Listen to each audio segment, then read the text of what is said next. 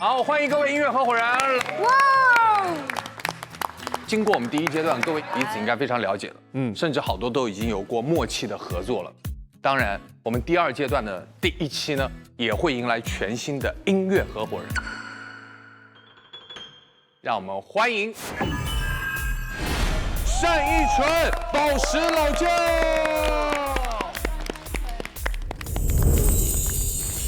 来天赐，很幸福的一件事情就是可以跟不同的老师去合作，然后从他们身上吸取一些力量。第3次来到天赐的舞台，就感觉好像自己也成为了一个老朋友，又回来看看，回来感受这个舞台曾经给过我的帮助，给过我的温度，我自己是非常非常荣幸的。老舅回到天赐的这个大家庭，什么感受？到这儿，我老舅这辈分不好使了，这一届。信哲哥，然后坤哥，这都是大哥级的人物，来了就很忐忑。一生，再次回来什么感觉？一切都没变，还是东阳光。今天我们第2阶段呢集结完毕，那本阶段在之前拿到过金曲的音乐合伙人拥有优先选择权。但是有5位获得过金曲，对，谁先选？谁先选呢？根据刚才来到我们这个现场的前后顺序，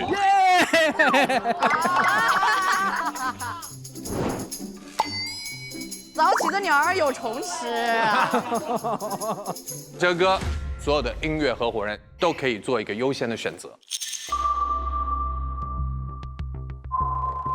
来天赐这么多次的经验里面，跟很多歌手都合作过了嘛，所以我这一次找一个大家想象不到我们会有合作的这个人，也许可以试出一些让大家意外的东西。来说出你的答案。吉克隽。哇塞！阿哲老师慧眼识珠。她是一个很有个性的女孩子，虽然她常常在节目上面疯疯癫癫的，但是她其实也是很成熟的女生。把她这样子的个性放到音乐上面再来发展的话，那是不是会有一些更有趣的可能性？所以吉克 Yes, I do. I do.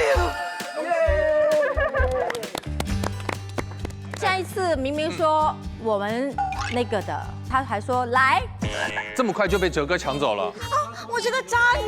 没有，我跟你讲，你只能怪我，不知道为什么今天特别准时。对。阿哲老师的歌真的是从小就被影响，治愈了我们这么多的人，所以能够跟他一块搭档的话，我真心的觉得好荣幸哦。根据刚才的顺序呢，第2位到现场的是楚生你了。我选小善吧。哦，谢谢，感谢您的选择。之前也听楚生哥的好多作品，在舞台上面大放光彩，所以我很少这样吧。我在想，能够和新生代的一些歌手合作，这样子也可以让我多了解一些他们对于歌唱的作品的一些理解。接下来到了宗伟哥了，请选择。我的第一选择是老舅。啊，真的假的？哇塞，我的荣幸。可能大部分人会认为我是一个比较温柔、苦情啊，然后比较社恐那样子，但其实我是内心相当狂热的一个人，所以我就想说选择老舅，狂放，然后也很有野性。中国好。老乡是吧？老乡，对。我们第一次结缘是因为他为我写了一首歌曲叫《天窗》，为我的事业上面又闯出一个很不错的成绩的一首歌曲。他不单是有才华，而且他还有一种很慷慨的心，因为他会把好的 melody、好的作品东西都跟人分享。太期待能够再见到他了。19年8月份的时候，他的演唱会他邀请我做嘉宾，然后时间一过，就5年后，真的是天赐的一个机会。非常非常期待跟他拥有一个很好的作品。坤哥，失去了先选的优势，但是我想问一下，还有你依然想要选择的人吗？其实我早来或者晚来，我心里面都会有一个预定，因为我一直在观察他。哎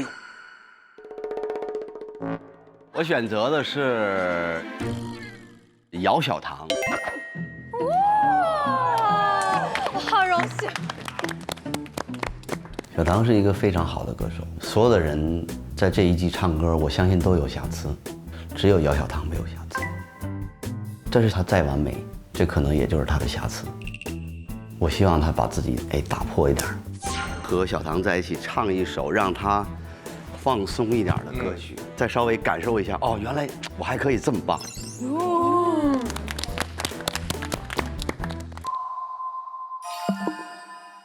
和细林算是非常熟悉了，因为没有什么陌生感，就像是和自己人搭档的那种感觉。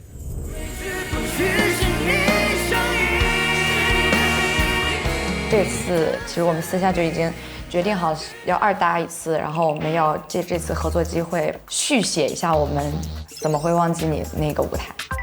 那也希望能够和细林一起，毕竟他很优秀，我觉得我们一定可以唱得很好。期待着各位音乐合伙人在舞台上的表现，因为通过这期还会产生第2阶段后面3期的队长。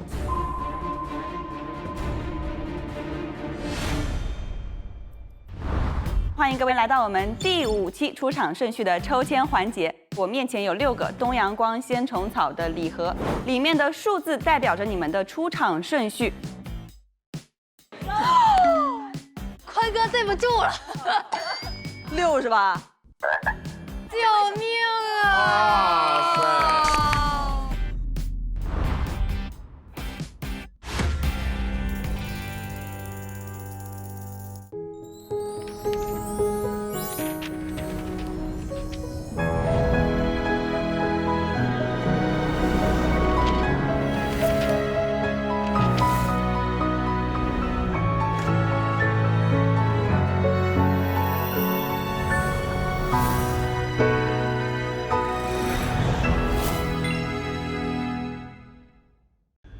天赐健康瑰宝，滋养音乐神兽，欢迎收看浙江卫视大型励志音乐节目《天赐的声音》第5季，欢迎大家！大家好，我是主持人陈欢，向每一位热爱音乐的你问好。好虫草鲜着吃，本节目由东阳光鲜虫草独家冠名播出。那我们天赐的声音呢，与东阳光鲜虫草共同发起了态度先生的主题营销活动，大家可以关注天赐的声音以及东阳光鲜虫草的官方抖音账号，积极评论互动，就有惊喜等着你。有请各位拿起身边的我们的东阳光鲜虫草，为自己加油助力，有请。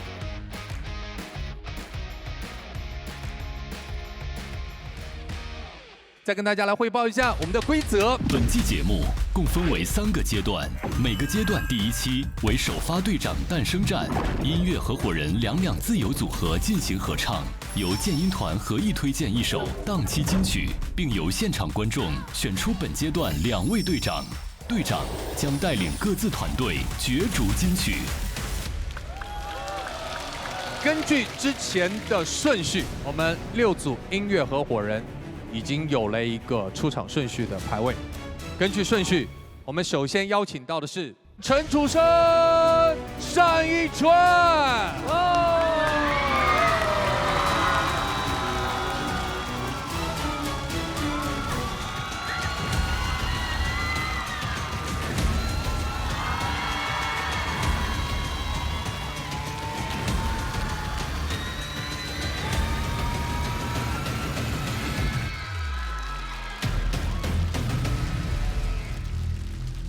欢迎来到老板 Rocky 数字厨电空间，我们的专属 AI 烹饪助理为大家量身定制了美味佳肴，让我们一起来边吃边聊。欢迎生哥，欢迎单依纯哈，2位有首歌《想你是风起，风起是想你》，竟然有这样天大的巧合。对啊。刚刚我错过的大雨，握不住的盛夏，飘过的云是你吗？一圈又一圈。每当温柔的风把头发吹起，总让我想起那时别离情景。你的眼泪是那样晶莹透底，每一滴落在心里。所以两位这次选的歌是什么样子一个舞台？我觉得其实张玉华老师的一些歌，我自己觉得可能跟申哥一起唱会很好听，然后就在他的歌里面找，然后我就觉得这首歌我还挺喜欢的。原谅把你带走的雨天，在突然醒来的黑夜，发现我终于没有再。我喜欢这首歌的原因是因为我会被歌词触动到。时间可以稀释一切，在面对一切的时候，可能就不会那么的害怕或者无所适从，就是也许真的可以带给大家一些力量。这首歌会勾起我很多20左右的那个时候的一些情境。对于恋爱来讲，我其实是还比较懵懂的，在失去一段感情以后的那种疼痛，我个人觉得原谅是一种自我和解。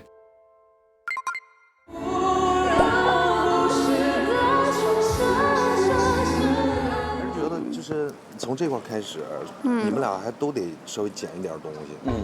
其实一开始我们本来和声的设计里面交错的部分会比较多，就是你们俩交织的如果太多，就会有那个压迫感。好，现场的听感来说，可能还是保留相对简单一点的会比较好，所以我们也去掉了一些和声。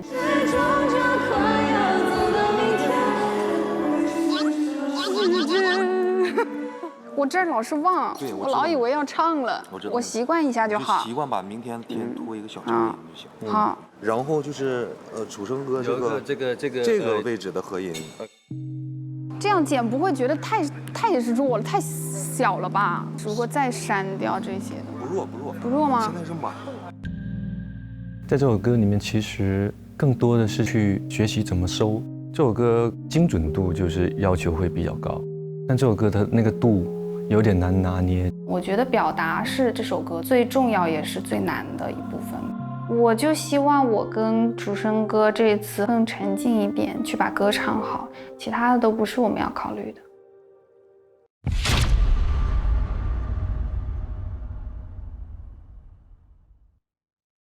原谅把你带走的雨天，在突然醒来的黑夜，发现我终于没有再流泪。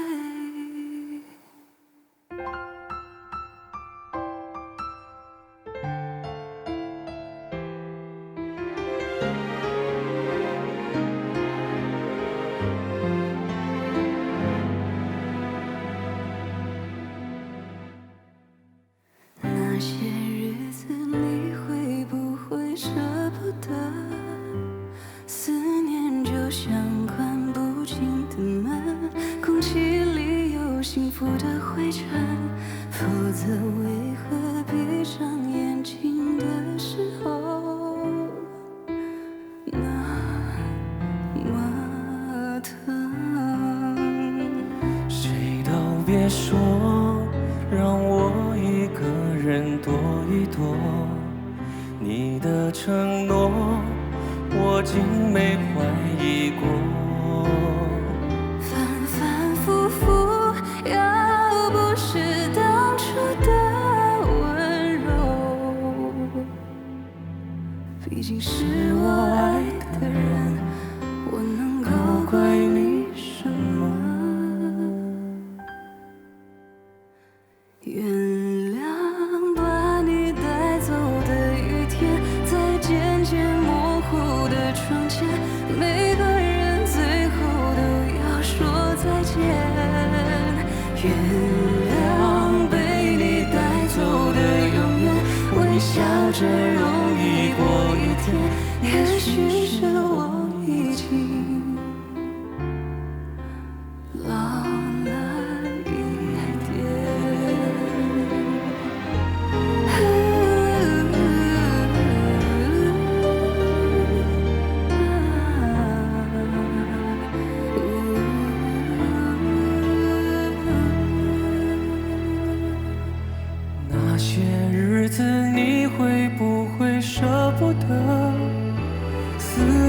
就像关不紧的门，空气里有幸福的灰尘，否则为何闭上眼睛的时候，全都想起了？谁都别说，让我一个人躲一躲，你的承诺我竟然没怀疑过，反反复复，要不是当初深深爱过，我试着恨你，却想起你的下落。原谅把你带走的雨天，在突然醒来的黑夜，发现我终于没有再流泪。原谅被你带走的永远，是终究快要走到明天，都会随着时间好一点，也许是我已经老了一点。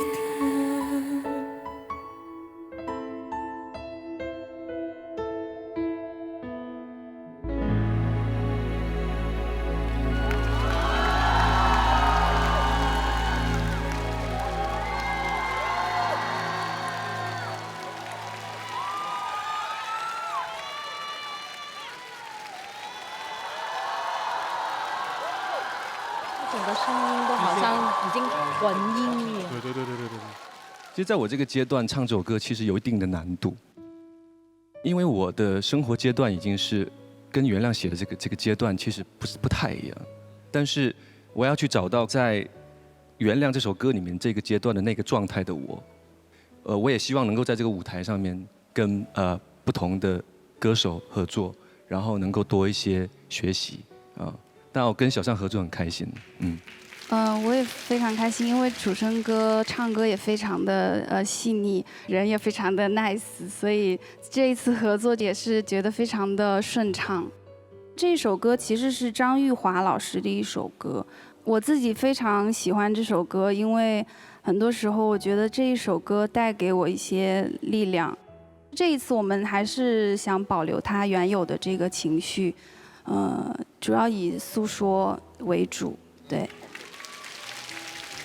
我是真的，一开始就被小善的这个清唱直接吸引住了。我还问木某口说：“如果这样，你敢唱吗？”他说他当场晕掉。你少来哎！掐人中唱。尤其这个歌，它必须要收着唱的。虽然有几刻的爆发，但是呢，那些爆发要随时收回来。那这些东西其实要非常克制，才能够做好这个表演。拿捏的特别对。所以真的还是要给小善一个赞哈，一个点赞，因为真的压力很大的开头。今天说实在，我是第一次听小善唱现场，我终于能够感受到网上看到的那些所有那种去看过他现场的人的那些感慨，我觉得我现在也亲身听到了，我觉得这个声音真的很好听。谢谢。我还是想给单依纯说，我觉得你是天才。这个年纪我们刚才查了，你才22岁。单依纯呢，大一的时候就来到了我们天赐的声音，现在临近快毕业了吧？还是已经要毕业了？快毕业了，对，今年6月，你一定要努力，一定要加油。好，谢谢姐，身体健康。好，健康。小善那个身体健康哦，哈，要好好加油。好，我天天吃东阳光鲜虫草，多吃我们的东阳光鲜虫草。是，楚生老师，我觉得从结构上来说的话，你是把自己放在了一个绿叶的位置上。虽然今天你穿的很粉，让我们感觉到了一个非常非常温柔内敛的陈楚生的声音所能够具备的力量。然后说到单依纯的话，其实刚刚大家都已经夸了很多了。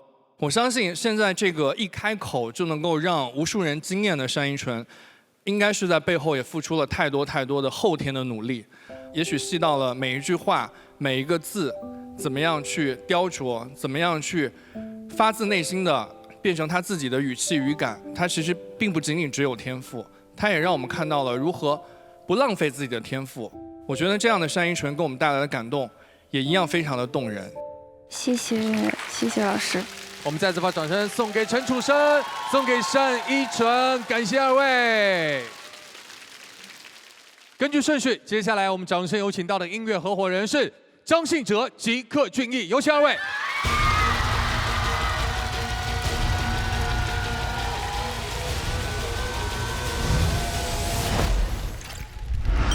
Hello everyone， 今天Momoko迎来了高光时刻，我有跟阿周老师搭档。有必要这么开心吗？因为我有一首歌，我从去年我就想唱，有一点动心。我对你有一点动心，却如此害怕看你的眼睛，有那么一点点动心，一点点迟疑，害怕爱过以后还会失去，却陷入爱里。你平常听什么类型的歌？我听的都杂，其实这个舞台上比较少乐队的歌。对，你知道我一直觉得我声音唱不了摇滚乐，所以才唱抒情歌曲。但是我超爱听乐团的。然后我这里刚好有一首乐队。到底还是说了句对不起，我可以不去再想你。这首歌很难，整个重点都在节奏跟氛围上面，基本上没有太多去衬托情绪的这样子的东西。谁说眼泪流干就不疼，都是骗人鬼，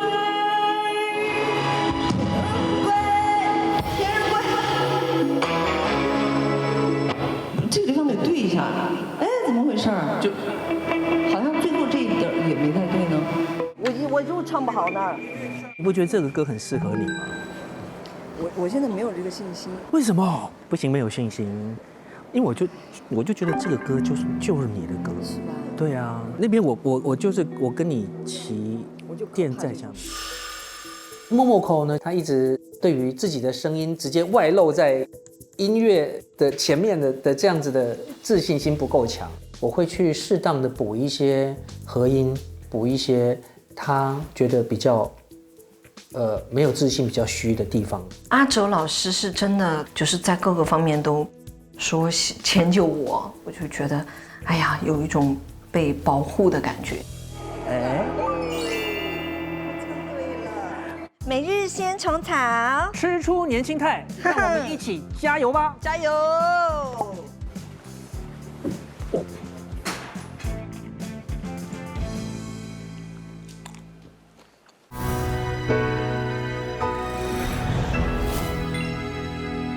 哎，狒狒，我有时候在家里就很想吃点烤肉啊、煮火锅呀，油烟啊、水汽就飘得满屋都是。我来给你推荐一个神器——大厨迷你桌面烟机，小体积、大吸力，油烟水汽全部都可以吸走过滤，而且呢还可以让我们的空气更加的清新。太好了，那以后就可以经常邀请朋友来家里聚餐了。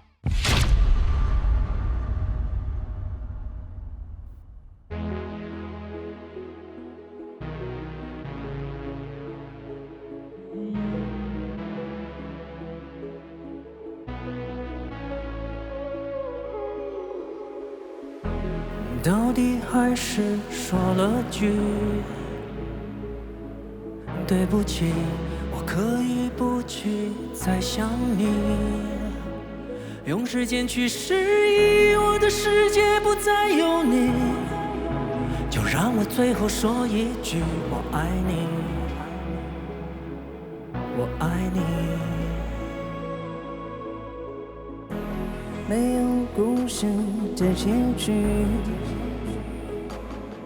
没关系，过程不知从何说起，让它随风而去，穿过城市等候着路，路过身边男男女女，我想你，我想你。谁说眼泪流干就不疼？都是骗人鬼。是我太贪心，是我幼稚，是心里作祟。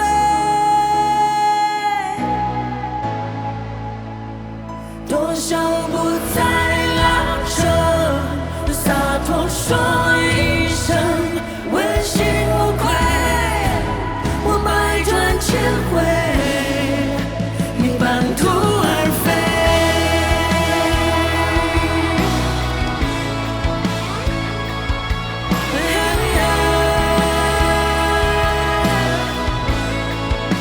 你半途而废。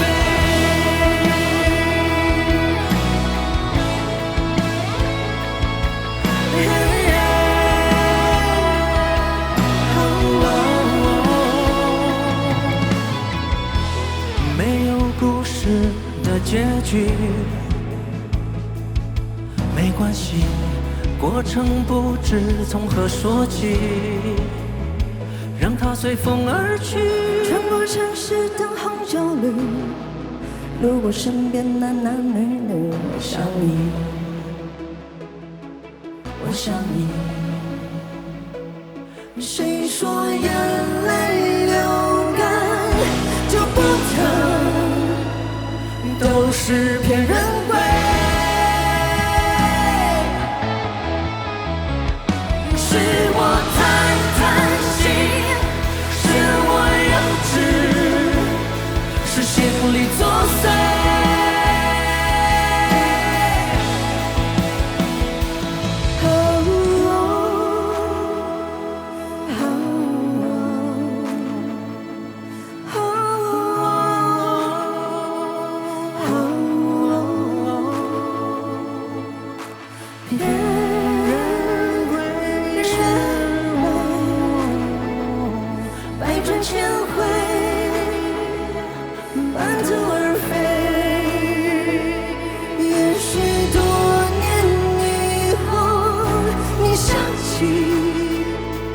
还是会后悔，为什么不再坚持？也许能有机会。只有痛到心碎，才知道有所谓，一去不回。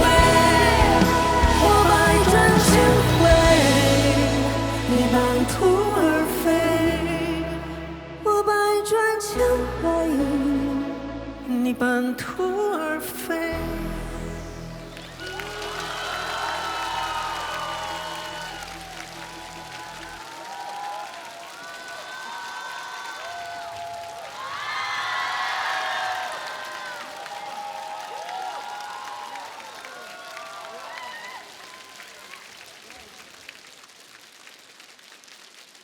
哲哥，这是跟极客的第一次合作是吗？在天赐的舞台？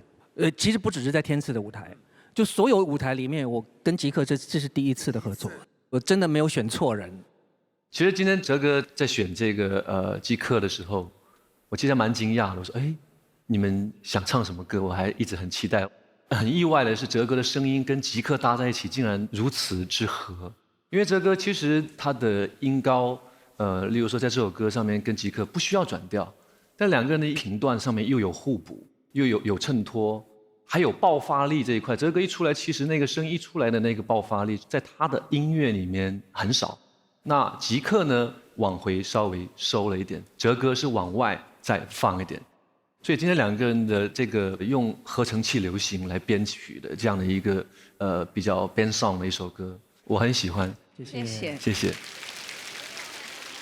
两位老师亮相的时候，其实我就在脑补说他们今天会带来一个什么样的作品。那我看他们的形象，我单纯的以为也许是愤怒或者是痛苦，但是我今天看两位老师的演出，我觉得他们有一种洒脱的感觉。然后我觉得就是两位老师在对这首歌做出一些唱法上的调整之后，我觉得平衡的还是非常的妙的，我非常喜欢。谢谢。这首歌还是有蛮多细节的，然后包括哲哥的处理方式。一般来讲，最后一句的话，哲哥以前的处理方式应该是把这首歌整个饱满的唱完，但是从半途而废那个废字，他真是唱了一半，让这个半途而废做得非常有意义。而且即刻有一些似唱似说的那个状态，所以这首歌值得大家在音乐平台上反复去收听，可以听到非常多的细节。今天这首作品呢，其实就是去年才发表的新歌。让我很感慨的一点就是，哲哥每一次都能够把新人的作品演绎出属于自己的独一无二的味道。然后说到极客的话，我必须要对极客说一句，我觉得你应该对自己有所觉悟。你就承认吧，你是一个在音乐里面永远得不到幸福的女人。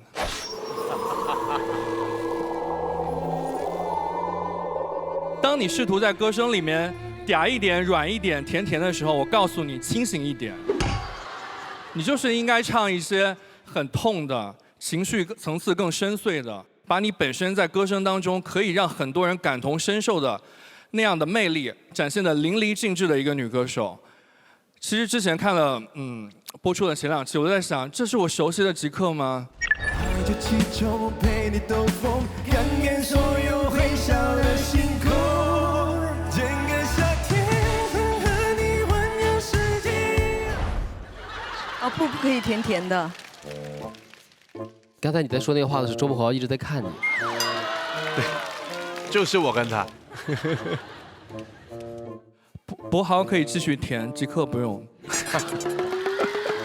别再骂了，真的不，我尽力在夹了，都夹成夹克隽逸了都。夹克隽逸可还行。好的音乐是第一声就能把你拍在那儿，所以我特别想听的原声是，哲哥的第一句，到底还是说了对不起这句。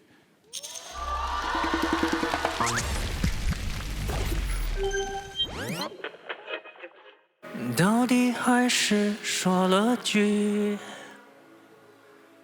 对不起，我可以不去再想你，用时间去示意我的世界不再有你，就让我最后说一句我爱你。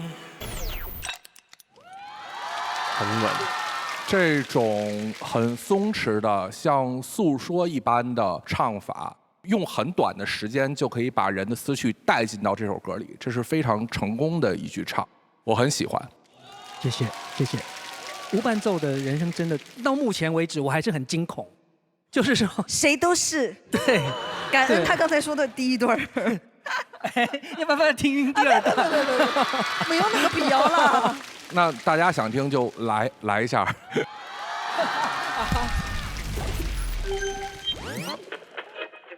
谁说眼泪流干就不疼，都是骗人鬼。是我太贪心，是我幼稚，是心里作祟。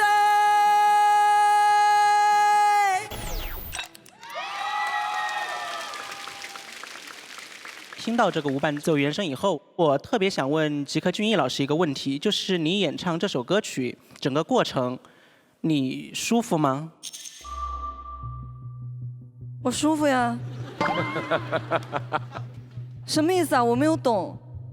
那我就坦言啊，我真的听的不是特别的舒服，因为我觉得你的整个声音它的体积都太大了，线条不是很清晰。我就拿一句歌词举例啊，我在听你唱的时候，是我太贪心，是心里作祟，就变成这样的一个效果。那我听起来就会觉得它比较燥。我自己觉得这首歌极客唱的是很舒服的。我们再去看一个歌手的演唱到底好不好，是不是应该总是从比如说他费劲，他难受这些角度去讨论？我觉得不是这样的。那难道这是一首特别快乐的歌吗？这首歌它应该表达的就是一种自责，是我太贪心，是我幼稚，是我心里作祟。我在这个歌词上，我跟刘世基刚才交流的时候，我们特地说，我们觉得这几句吉克唱的太好了。我觉得一个歌手没有必要发出的每一声都是特别好听的，但是在这个作品里面，一种高级的演唱是每一声都是对的。什么是对？对就是契合作品本身。所有的这种看起来咬牙切齿的东西，难道不就是这个歌里面他应该拥有的东西吗？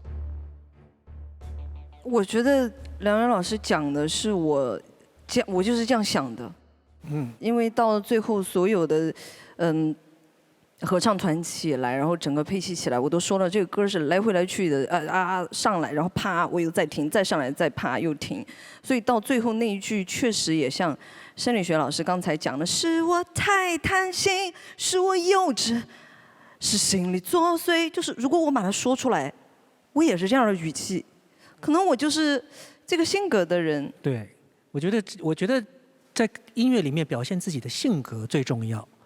但没有标准的唱法，没有标准答案。那但是在吉克的这个范围里面，他就是这样子表达他的情绪。我觉得这个是我觉得很棒的部分。对，谢谢啊，张老师。好，我们再次把掌声送给张信哲，送给吉克隽逸。接下来2位请落座。接下来出场的音乐合伙人是杨宗纬、宝石老舅。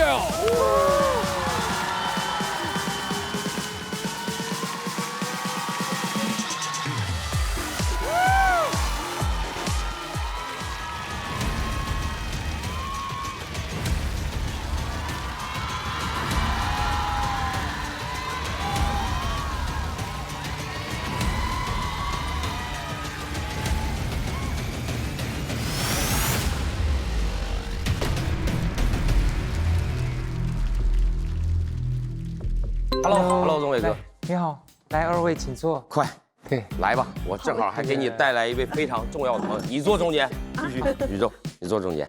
对，我们都是第一次见面，就是第一次见，第一次见。给大家介绍一下，这是我们合作舞台的原唱，哇，对，这是月亮没来的原唱王宇宙。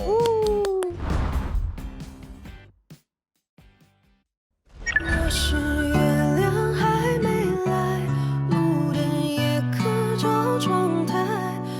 哎，对，我们可以采访采访宇宙，之前在做什么，然后怎么就变成歌手？一开始我是搞科研的啦。搞科研，这么厉害！我的天，这真看不出来。那你是什么样的契机？对，就我其实从很小的时候开始学习舞蹈、钢琴这些，然后后来呢，就是到了大学之后，就开始不断的可能参加社团，参加什么校园10大歌手啊之类的，就是所有能抓住的机会。都去尝试，去努力去展现。我一直都非常的想当歌手，很喜欢音乐。我没有选择我原先的专业的工作，然后就选择了做跟音乐相关的，然后就做一些音乐的制作呀、录音呀这些。其实这个你还挺触动我的。我听过余华老师讲过一段话，就是说人一定要先去走大路，走宽路。曾经的你走宽路的那个阶段，你所留下的那些扎实的那些知识也好，或者你的朋友也好啊，都会对你最后去做音乐是有帮助的。好棒哦，真的。希望我们3个可以成就，变成是一体良方，对，让大家听了之后都可以怎么讲，心旷神怡，对，治愈，对。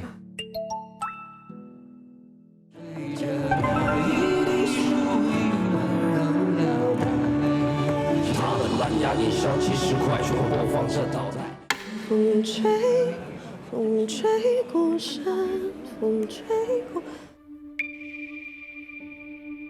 你声音是特别的，你不要想那个对，没事，唱就完了。对，唱可以。我看到他的时候，就会回溯到我刚入行的时候的样子，他的脸上，甚至他的肢体都呈现无限的羞涩。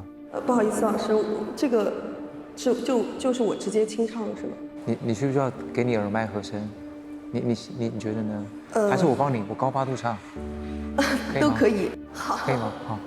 风吹过山，船靠了岸，风光呀，一点点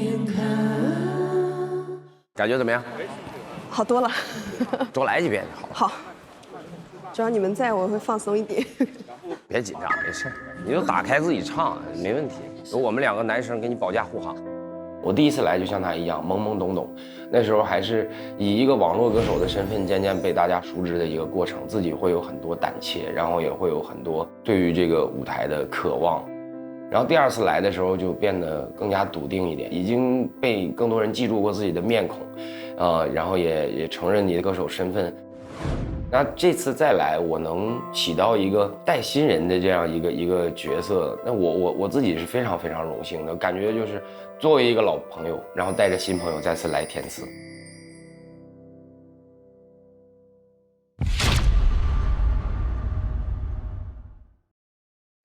风吹过山，船靠了岸，风过呀，一点点看，我走向北，你去往南，故事呀，一片片翻。好烦，又加班到很晚，你搭上空荡的地铁已是末班。好烦，很爱却要分开，恋爱谈不明白。好烦，接近理想好难，却又还很不甘，不可拥抱平淡。如果最难得到圆满，不如选择坦然。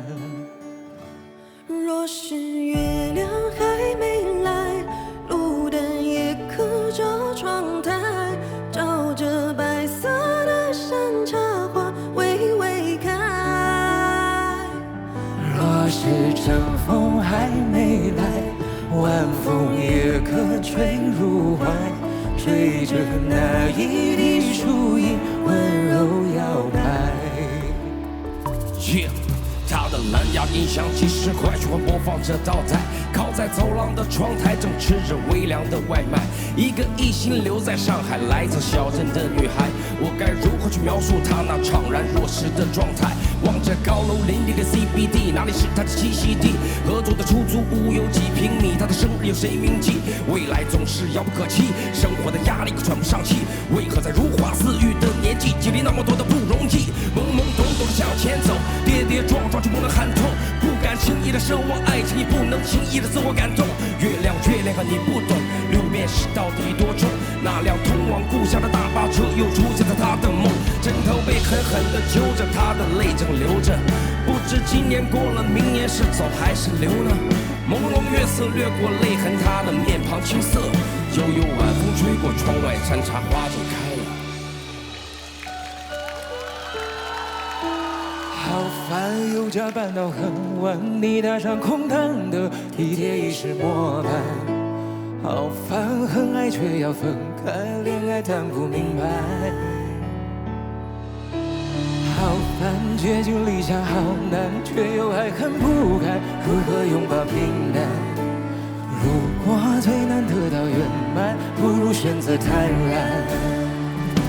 若是月亮还没来，路灯也可照窗台，照着白色的山茶花微微开。山茶花为你微微的盛开。若是阵风还没来，晚风也可吹入怀，吹着那一滴树影温柔摇摆。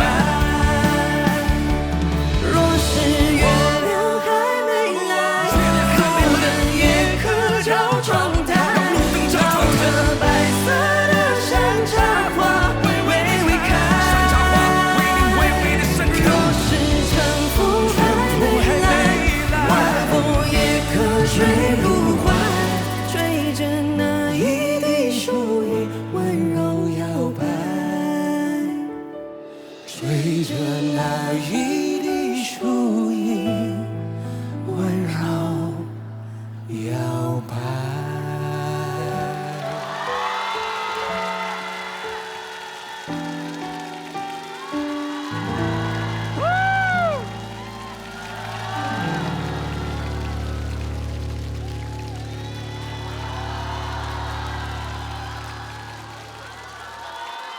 希望大家给宇宙一点呼声，这是他的歌，若是月亮没来。谢谢，我们掌声送给王宇宙、杨宗纬、宝石老舅。宇宙是第一次来到我们的这个天赐的声音，什么感受？非常紧张、激动，对，是现在还有一点没有缓过来，手心出汗。但是我只要看到杨宗纬老师，就莫名的有一种安全感。演唱这首歌，它也蛮符合我的这个人生境遇的吧。我本身呢也是一个非科班出身的，我一开始也是搞科研的，本来是要直播，我还是选择了做音乐这件事情。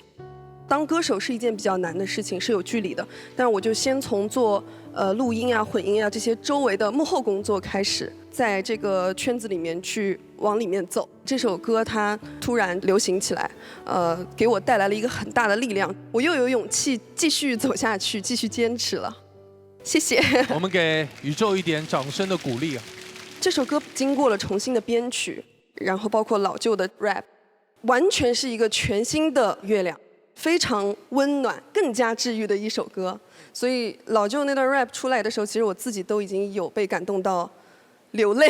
谢谢。其实我就是想写给年轻的女孩子，可能她们刚刚毕业，刚刚面临工作，会有很大的压力，或者刚刚离开家乡去异地打拼的，会有很多没有办法暂时跟爸爸妈妈讲，没有办法跟朋友分享这些苦恼的一个小女孩。那我就想把这些话送给她。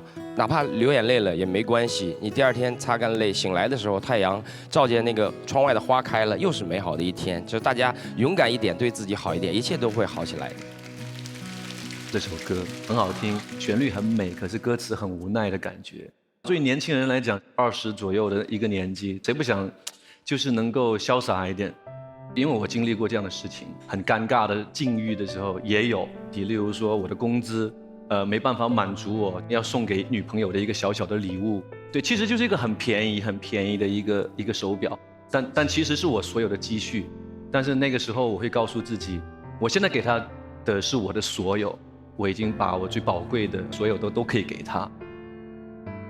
就是她真的太有才了，对，她总是能够画龙点睛，能够把这首歌她感受到的最深刻的那一部分，通过文字去说出来。雕琢出来那个画面，你就印象很深刻。我觉得我在这首歌里感受到了一个人在很无助的时候，他找到了那丝温暖。可能那一句安慰的话，会让人一下就是潸然泪下。老舅哥那个 rap 一出来，就是那一声安慰，就是很有力量，很有安全感。我很喜欢这个舞台。身为歌手，除了在天赐的这个舞台上面想创造一些为自己很好的舞台以外，也会好好利用这个机会，能够鼓励听歌曲、听音乐的人。所以我觉得他们3位老师今天都做到。其实这首歌曲最迷人的地方，在我看来还是宗纬老师的演唱。当宗纬老师一出声，唱出那个好烦的时候，就一瞬间把我拉入到他所营造的画面感之中了。非常坚实的，非常的具有人间烟火气，更多的减少了距离感。可能伴奏啊，它让它隔了一层膜。我真的很想听你唱那个好烦的你，麻烦你清唱给我们听一下好吗？好烦，又加班到很晚，你搭上空荡的地铁已是末班。好烦，很爱却要分开，恋爱谈不明白。好烦，接近理想好难，却又还很不甘，如何拥抱平淡？如果最难得到圆满，不如选择坦然。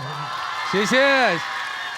宗纬老师只是这么短短的几句啊，真的是特别具有中文的这种韵律感。真的非常感谢华语乐坛有你这样的华语歌手去传达出华语的美感，谢谢你。谢谢。再次把掌声送给我们的王宇宙、杨宗纬、宝石老舅，谢谢3位。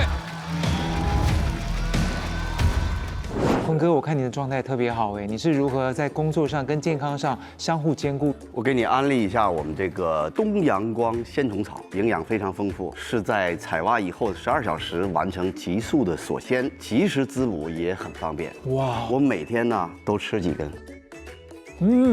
就吃起来有淡淡的菌香味耶，口对感非常好，精气神整个都提起来了。每天吃，很多人都把这根放弃了，其实这个根是最有营养。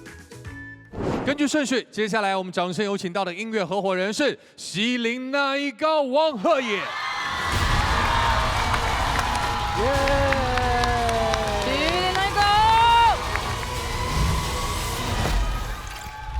这一次我们选的是叫《等下一个他》这首歌。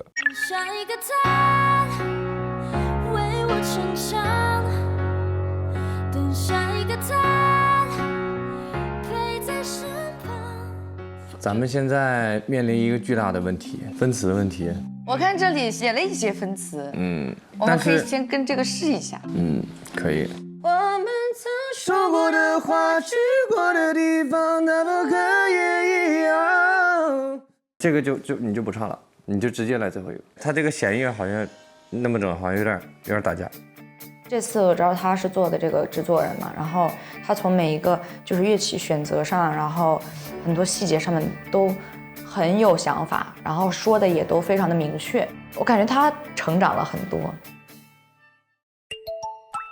等下一个他。你怎么样？你得劲儿了吗？再顺一顺呗。不敢唱了，怎么感觉？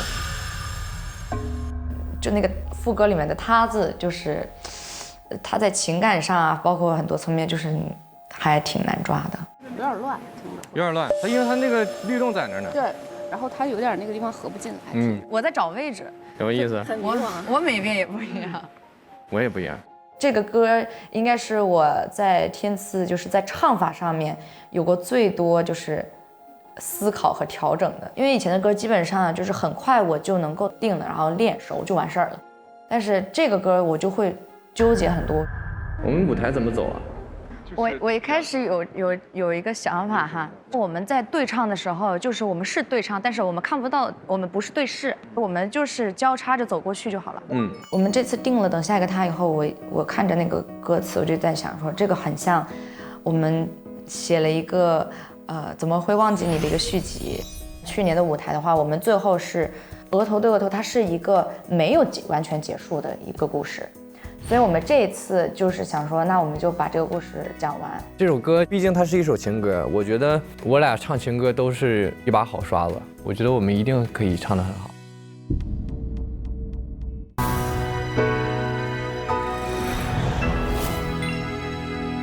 好，两位刚刚一直在排练，那这样我们来玩个游戏，稍微放松一下，好不好？好，没问题。两位从我们这么多口味的雀巢茶萃当中呢，抽一瓶，唱出它的品名相关的2首歌曲。很简单吗？我来说，我来说，来。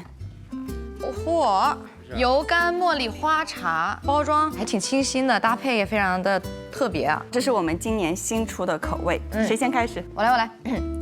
好一朵美丽的茉莉花，茉莉。回忆纯白的茉莉花。那这些雀巢茶萃果汁茶呢，就都是你们的了。让我们来一起尝一下，干杯，好不好？一起清爽一下，耶！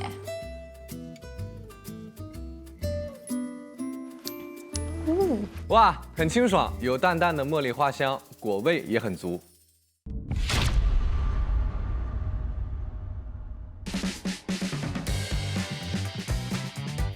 美好即将开启，出发。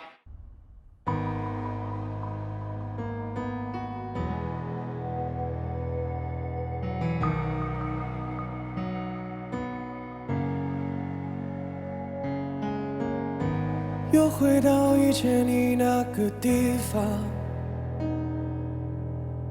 所有风景变了样。别在意，我早就把你遗忘。世界也不算太长，从来没有放在心上。你说过的诺言早就没效，过去你我的时光也不见得多难忘，少了你又会怎样？等下一个他为我逞强，等下一个他陪在身旁。我们曾说过的话，去过的地方，大风可也一样。是否这就不会再感到慌张？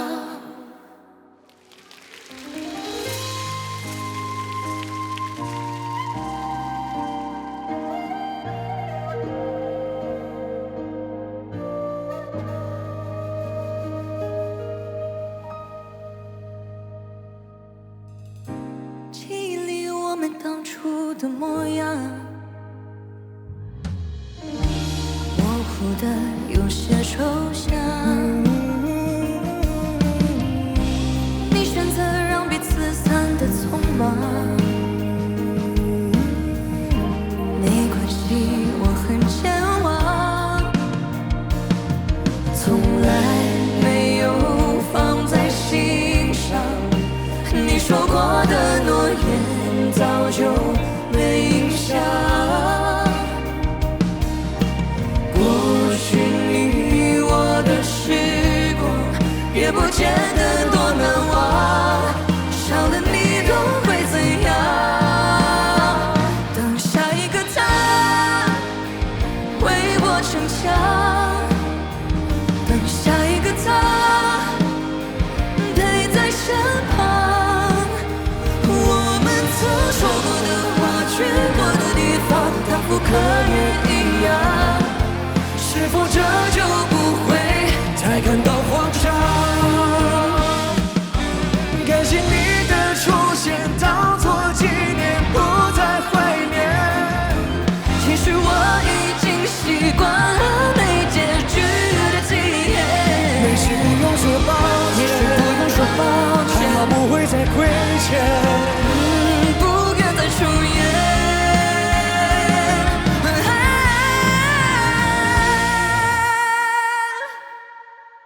等下一个他为我逞强，等下一个他陪在身旁。我们曾说过的话，去过的地方，大风可也一样。是否这就不会再感到慌张？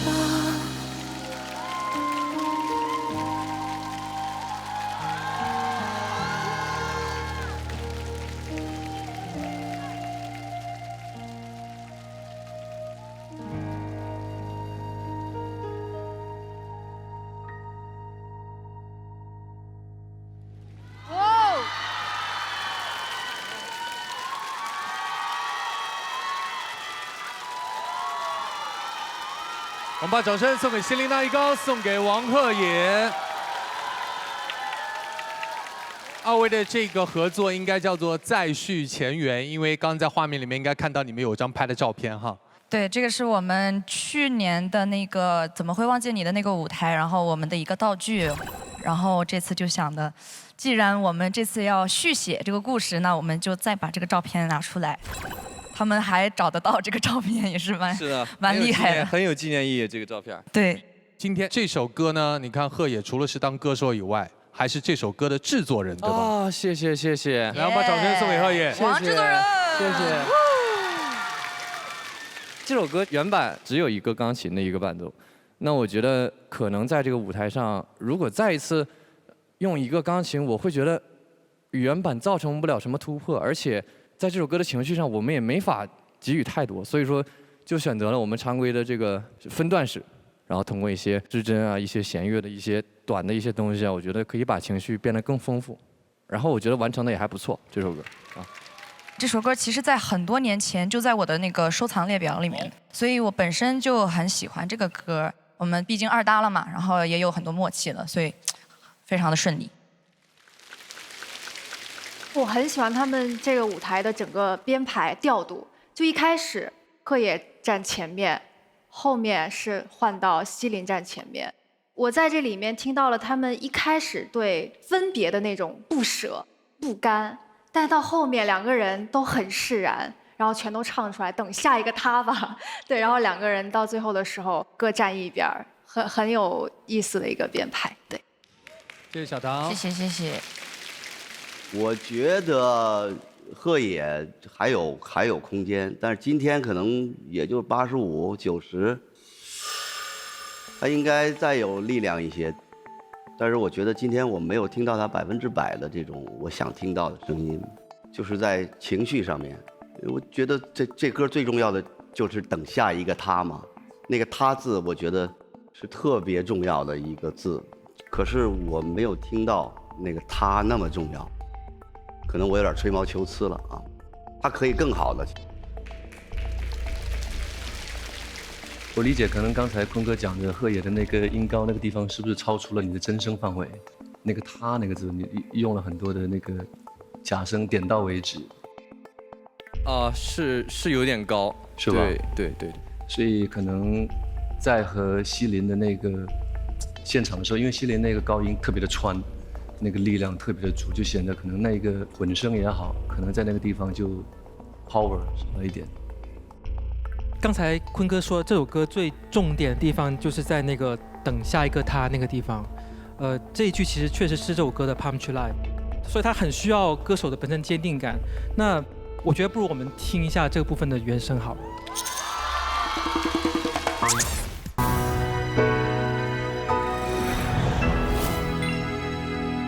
好的，欢迎博豪来到我们红星美凯龙美好心愿收集站。那今天呢，我们也是收集到了很多粉丝对你的祝福，读一下粉丝给你的信。OK， 你的每一次演绎都是一次心灵的震撼，传递美好与感动。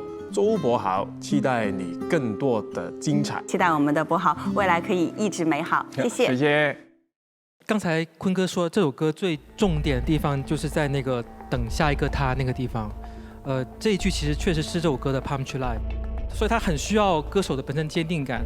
那我觉得不如我们听一下这个部分的原声好了。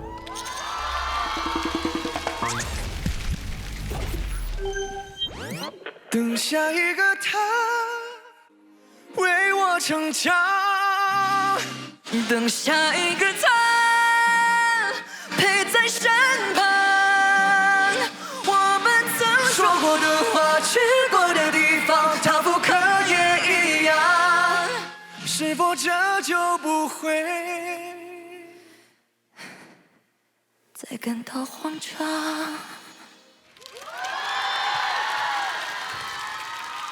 刚刚听那个部分，其实我确实觉得西林唱的确实比鹤野要好，因为西林在唱到下一个跟他之间，刚好是一个小3度。刚西林那爆发那一下确实是特别的棒，然后我觉得这个鹤野确实要加强一下。其实我每次站在这个舞台上，我的情绪都会浓烈。然后其实刚刚还是算比较用力的一把了。那我觉得说。听了各位老师说这块，我觉得确实应该再好好处理一下。那可能是我在唱法上没有说吃得太透吧，这首歌我回去加强一下，谢谢。鹤野有没有打击到你？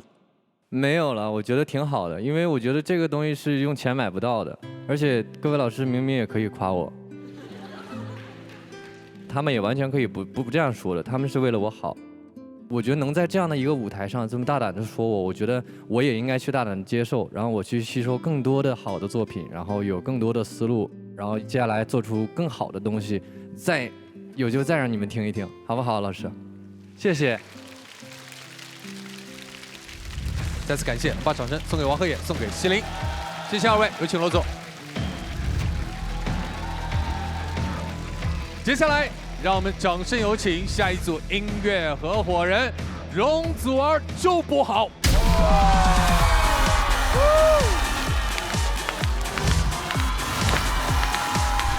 好，接下来让我们进入到欧洲双认证、全国销量领先的君乐宝奶粉天赐实力时刻，欢迎周博豪。嗨，大家好，你好。这次来跟之前来感受有什么不一样吗？我觉得会更好玩。更好玩，然后更期待有不同舞台的感觉出来给大家看。所以这次的舞台是跟容祖儿。喂，哎呀，太好了，能够在这里见到你。对，上一次见面就是我的演唱会了。对啊，几年前？ 19年8月份。对，哇，什么5年前的事情？我觉得不如我们都是唱首粤语歌吧。其实我觉得有一首歌很有趣，是最近这1、2年突然间火起来的，又火起来的经典。哪一首呢？必杀技。求你別要如從前純熟地碰我，而我問我為何還能夠碰傷我。我覺得哇，這個歌詞寫得真的太好，裡面就是說一個男生就好像打遊戲的角度去談論他的過往的愛情的關係。跟这个女生的关系就好像打游戏，就是一关过远，过完又一关，就没完没了的。在这个歌曲里面，其实很有趣，但是又很怎么说，很纠结，很痛。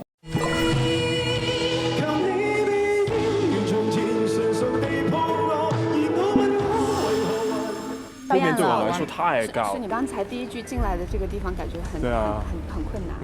我觉得最难就是我们的 key 的问题。我可以唱高一点点，但是声音会越来越虚，唱国语吧，有一点要花时间在语言上面。但是这次不用花时间在语言上面，但是那个歌曲的技巧就要花更多的时间。那我怎么可以帮到他？也没办法，他应该只能这样。从来歌手没有什么偷懒的机会，在舞台必须要投入最大能量的自己，让观众们看到一个最真实、最努力的我们。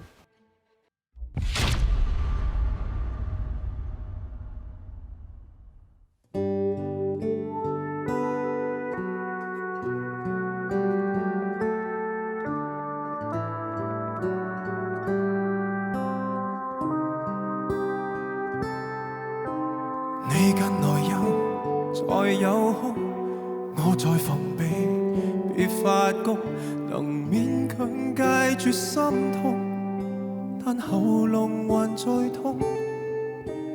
你在懷舊，我也懂，還稱讚我夠上進，但可惜那時你都不相信。我道行都低估了你，我以為撐得起，一句為什麼不找找你，我練到再倔強再絕也永沒法比。求你別要如從前純熟地碰我，而我問我為何還能夠碰傷我？不要讓我一敗塗地輸得更多。求你別說錯過我，其實亦愛我，何以記憶放過我？你已彷彿有神助，一關心我已經等於在殺死我。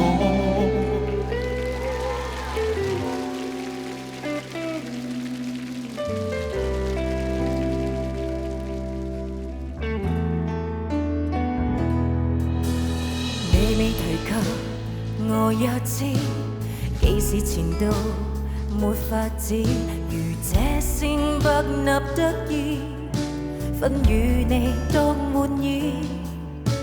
數十年後，我也知，如果見你，我願意將一關過餘，再打一次。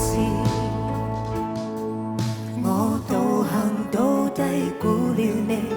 我以為撐得起一句為什麼不找找你，我練到再倔強再絕也永沒法比。求你別要如從前純熟地碰我，而我問我為何還能夠碰傷我？不要讓我一敗塗地輸得更多。求你別說錯過我。其實亦愛我，何以記憶放過我？你已彷彿有神助，一關心我已經等於在殺死我。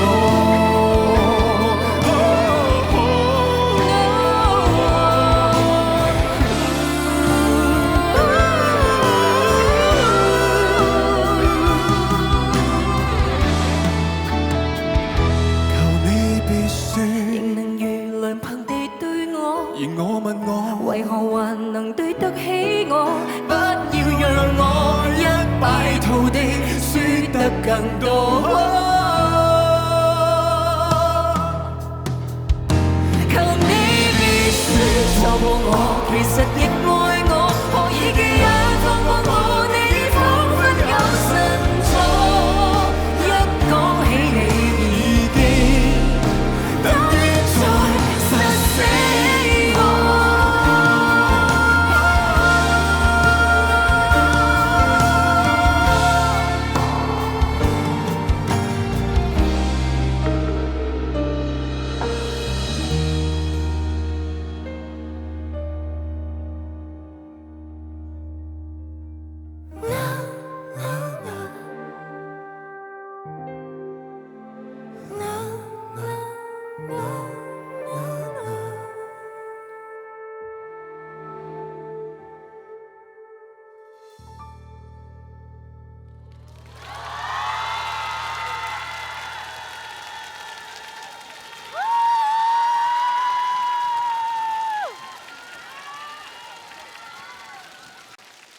这首歌祖儿是参与到这个编曲和制作里面的。对，尤其是这一次我跟柏豪唱这首男生的作品，我们的调怎么去走动啊，对我们来说很重要。因为古巨基的那个 range 很宽，低的时候很低，高的时候也很高，所以我们要找到一个平衡。这首歌表达就是很揪心的感觉，心不甘情不愿的，但是还是希望可以就是再次说拜拜。就好像跟他在演绎一场分手戏，中心有一个思想就是你不要再搞我了，受伤了，我受伤。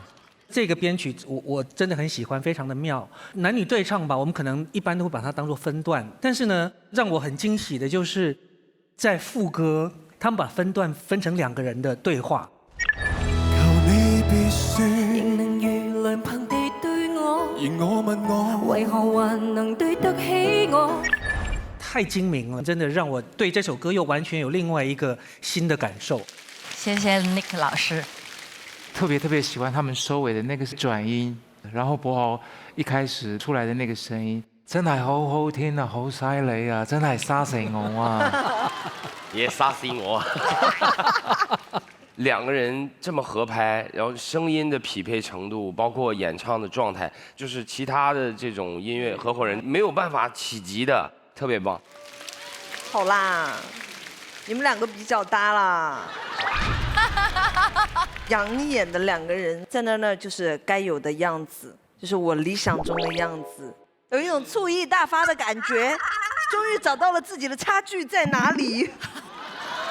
2位合作很默契，可以跟我們分享一下嗎？第一次合作什麼時候？因為欣賞到柏豪的創作的這一面，所以呢，我就主動打給他說：柏豪，你可不可以幫我寫一首歌，就是《天窗》。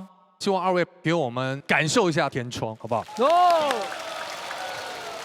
別望着那熱茶暗中的計算，茶包浮起沉澱。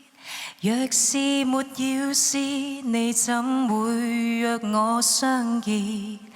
分手講到了嘴邊。讓寂寞去蔓延，救不了你太多遍，紅酒還更方便。事實上對白已經練習10餘遍，還是更覺得心軟。哇，太厲害了！我很喜歡聽粵語歌，有一種特別的味道。我也很喜歡聽祖兒姐唱歌，然後也刷到很多祖兒姐的片段。那個現場是什麼？讓大雨落下，然後啊！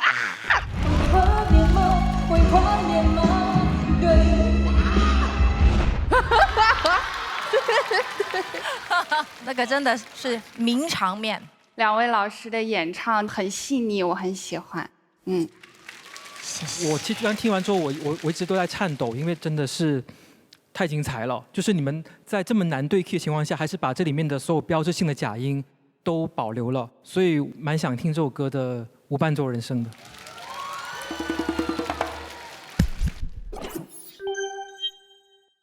求你別要如從前純熟地碰我，而我問我為何還能夠碰傷我，不要讓我一敗塗地輸得更多。求你別說錯過我，其實亦愛我，何以寄養放過我？你已彷彿有神助，一關心我已經等於在殺死我。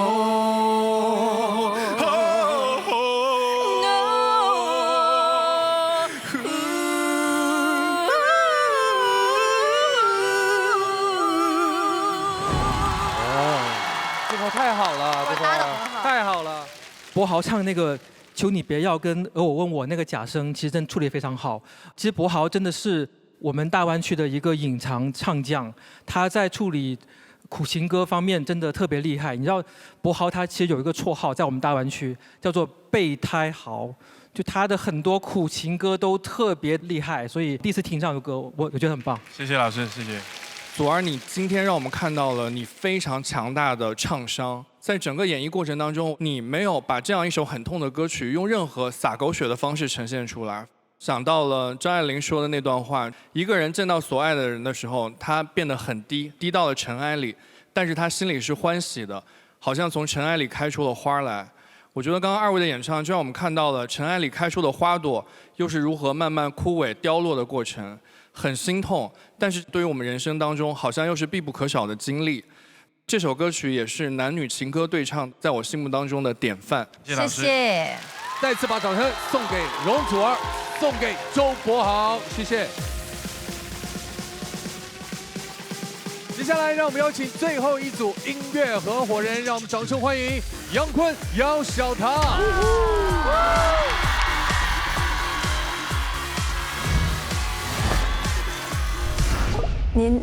您的声音是真的特别有特色。原来其实不觉得这是特色，这是我觉得我的嗓子属于因祸得福吧。原来我嗓子是很干净，就相当于以前的蔡国庆啊、张信哲呀什么的，因为我那个时候都听他们那歌啊，嗓子是因为方法不对，唱着唱坏了，就有点声带小结。后来我就做了一个手术，做了手术以后，就突然发现我的音色变了。我音色变了，我慢慢的发现哦，人的长相都往人长相都变得很粗糙。我现在是自己组织了一套自己形成自己特色的一套方法。现在是属于自己独有的一套表达方式，应该算是吧。我是很早之前我就听过这首歌，当时看的是您那个原版那个舞台版本，所以当时就是春晚那个。春晚那舞台。它就像蓝天白云，晴空万里，突然暴风雨。所以我想问一下，您当时是以什么一个契机去创作这首歌？因为这首歌的作曲是您。就是他们限定了一首歌，就是大叔跟萝莉的这首歌啊，我就回去写，我就是属于这种在框架里面写了这么一首大叔跟萝莉。其实那个时候没有反应啊，你想在春晚那种舞台唱完了以后都没有反应。就很神奇的，过了4年，对，18年，哎，这歌又开始了。而且我看网上大家都在说1年火一段啊，对，但愿我们这歌唱完以后，可能再火一段。对，跟这个姚小棠版。哎，因为原版已经很经典了，所以我们这首歌的改编，一开始是非常简单，不需要太多的乐器，但是吉他那个设定的那个我们所说的那个律动感。是之前我们没有设计过的，完了到中间设计了一段特别好听的，类似于间奏的旋律，直接把之前的那个答案的关系给破掉，到最后我们两个互相很自由的在这个旋律之外再飞一段。我觉得我们这个版本是以前我所有版本里面没有过的，更有现场的感觉。对，最重要的是你要自由，排练也要自由，现场唱的时候也要自由。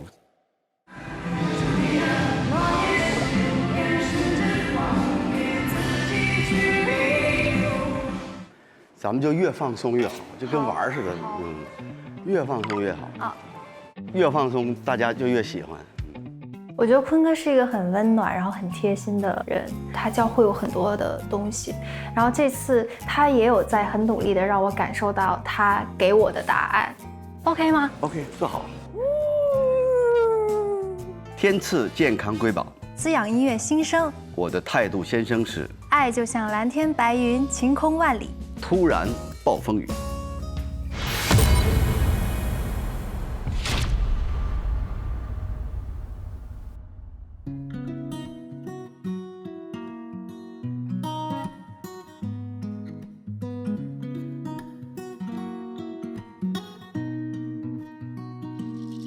有个简单的问题，什么是爱情？它是否是一种味道，还是引力？从我初恋那天起，先是甜蜜，然后渐渐就会有风雨。爱就像蓝天白云，晴空万里，突然暴风雨，无处躲避，总是让人始料不及。人就像患重感冒，打着喷嚏，发烧要休息，冷热交替，欢喜忧郁，乐此不疲。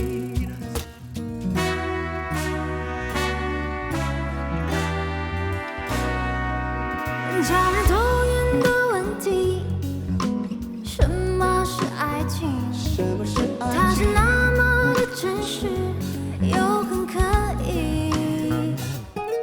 研究过许多时间，爱故事烂，发觉越想要解释越乱。所以说永远多长，永远短暂，永远很遗憾。每个人有每个人不同的体验，那滋味时而在，飞时而下坠，时而要落泪。动人电影自己体会的线条太贵，比如美酒和咖啡都是水。可一个让你醒，一个让你醉，那么感情又复一次累赘，有的很平淡，有的撕心裂肺。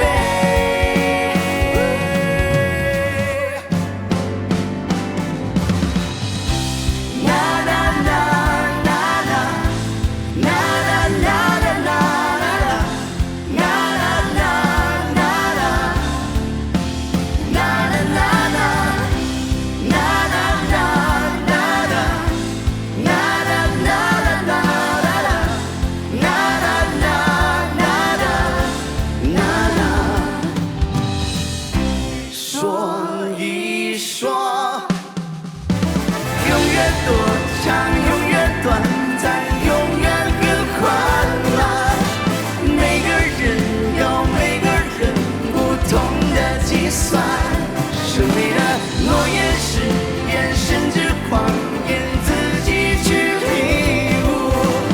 也许多年，也许瞬间，你自有答案。说一说，永远很缓慢。每个人有不同的计算。生命的诺言、誓言，甚至谎言。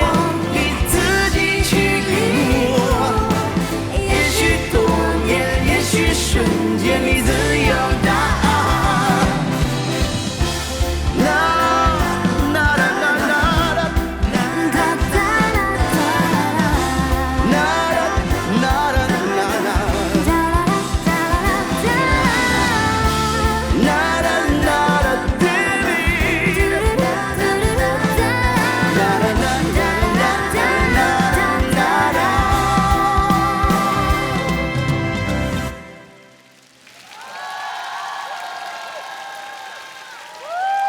整理好。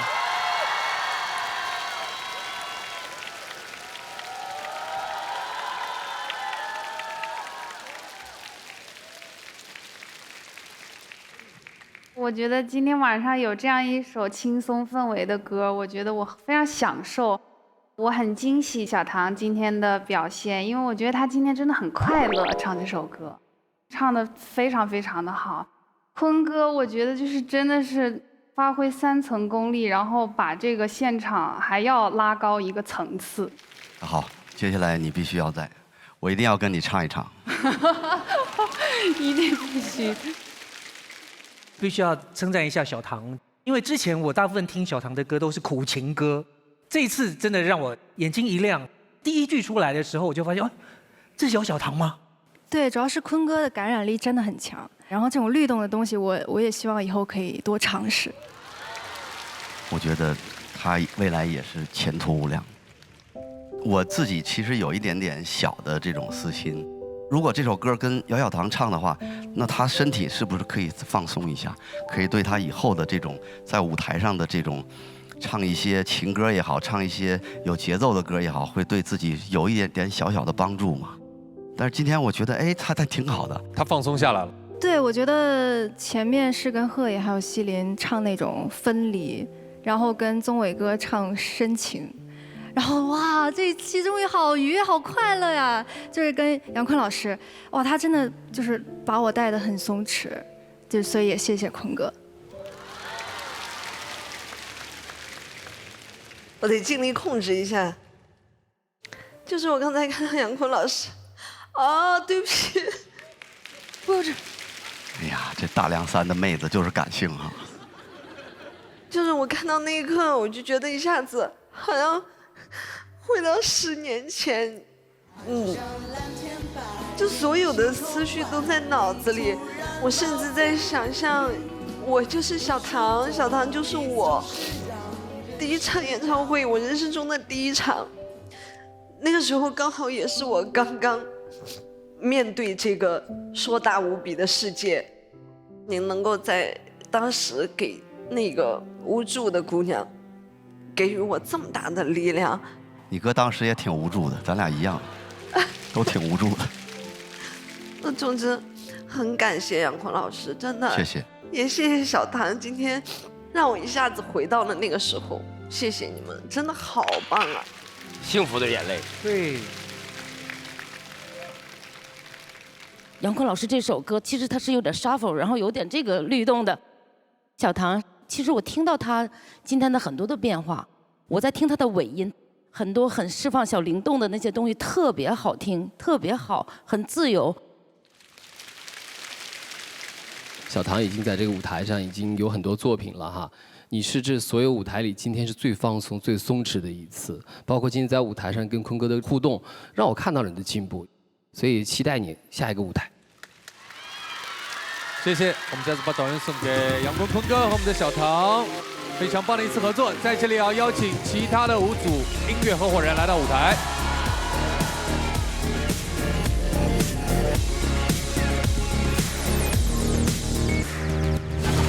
接下来，我们把我们第2阶段的首个难题交给我们的建音团，请现场合议评选出本期的推荐金曲。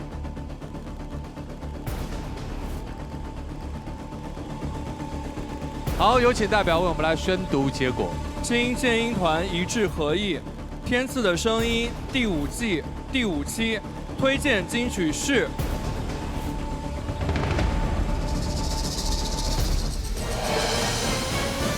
由陈楚生、单依纯带来的《原谅》。哇，恭喜！来，这让我们恭喜陈楚生，恭喜单依纯，唱得太好了。接下来进入东阳光鲜虫草金曲时刻，把我们的东阳光鲜虫草礼盒送给我们的金曲获得者，恭喜2位。同时呢，还有我们黑胶唱片上有自己的态度先生。接下来呢，请2位我们的金曲获得者跟我们一起来分享你们的态度先生。我试着恨你，却想起你的笑容。思念就像关不紧的门。希望就是这次我跟楚生哥唱的这个版本，大家会喜欢。然后有的时候大家去听，会发现真的会被歌词触动到吧。好，本期我们的态度先生话题分享你与原谅这首歌曲的故事，关注我们天赐声音还有东阳光仙虫草的官方抖音账号，参与我们态度先生的活动。再次恭喜2位，身体健康，身体健康。根据我们现场观众票选结果，票数最高的2位将会成为我们第2阶段后面3期的队长，分别是吉克隽逸、杨坤。恭喜2位队长！我不要当队长，我要拿金曲。万万没有想到，有一天，这把交椅也会落在我身上。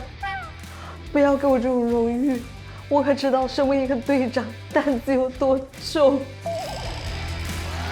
接下来你们不光要唱歌，身上还有重担啊！带领各自的音乐合伙人，一起在这个舞台上给我们的听众朋友带来更多更好的作品。让我们下期再见。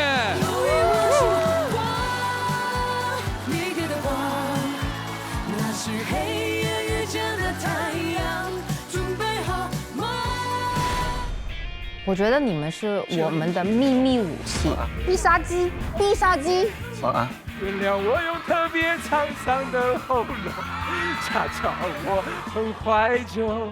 这个分词能不能给我一个字大一点的？我们这边有老头。我是大凉山的公主。微博搜索“天赐的声音”话题页参与讨论，观看更多节目精彩内容，跟微博网友们一起畅享金曲。